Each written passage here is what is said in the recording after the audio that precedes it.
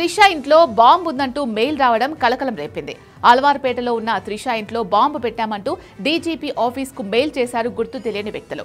ఈ మెయిల్తో ఒక్కసారిగా పోలీసుల్లో అలజడి రేగింది. వెంటనే త్రిష ఇంట్లో బాంబ్ డాగ్ స్క్వాడ్తో తనిఖీలు చేపట్టారు. అయితే ఎక్కడా ఎలాంటి అనుమానాస్పద వస్తువులు కనిపించకపోవడంతో అది ఎవరో ఆకతాయిలు చేసిన పనిగా నిర్ధారించారు. ఈ మెయిల్ పంపిన వ్యక్తులు ఎవరు అనే కోణంలో దర్యాప్తు చేస్తున్నారు. బాంబు ఉందని బెదిరింపు రావడంతో త్రిష ఫ్యామిలీ భయంతో వణికిపోయారు. తీరా అది ఫేక్ మెయిల్ అని తేలడంతో ఊపిరి పీల్చుకున్నారు.